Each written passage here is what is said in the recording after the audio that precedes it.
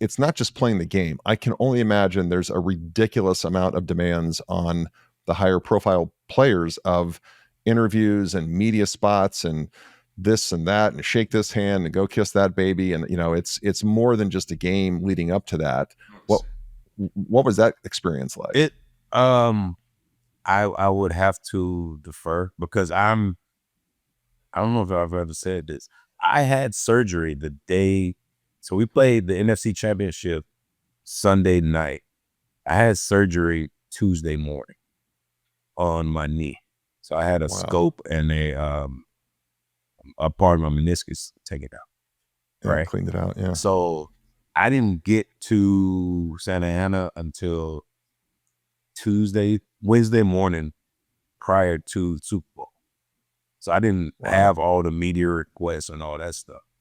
Yeah. So it was from when I got there. Now I was busy when I got there, but because they didn't have me like they had everybody else for 2 or 3 days prior, But it's a lot of, hey, we gotta go to Radio Row, we got media night, we got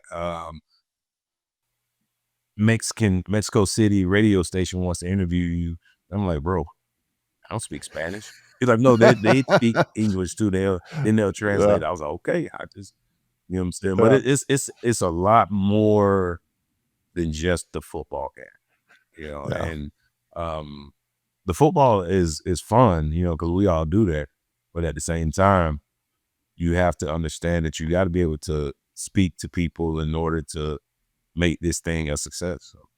Yeah, you got to sell it, Yep, just like 100%. anything else. You got to sell it. Yeah, for sure, for sure.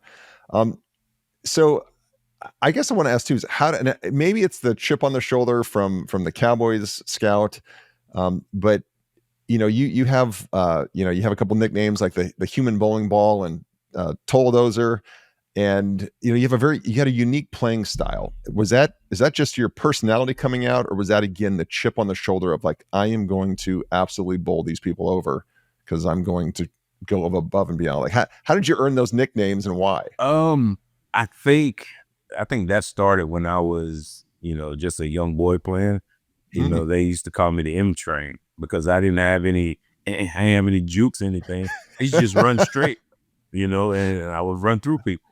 So, once I realized that the way I played worked, I just kept taking it up a level, Yeah. And it got to the point where I was being able to, run the ball pretty much over anybody, you know what I'm saying? Or at least not get knocked back, And so that's just my running style.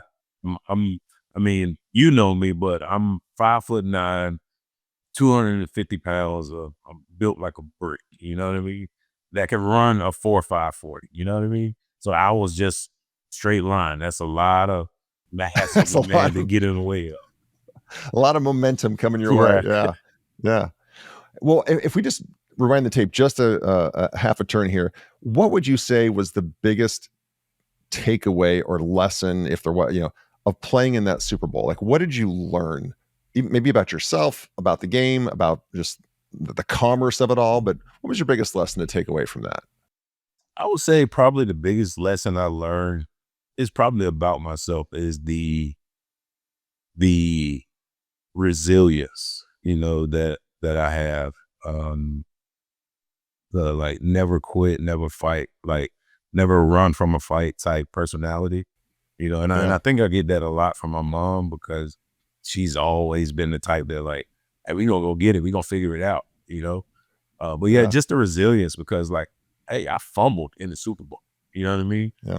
And somebody with less of a nerve would crumble in that situation.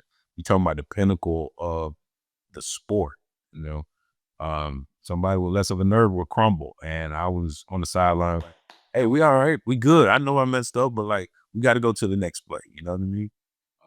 So just being able to be resilient and move on, persevere to the next.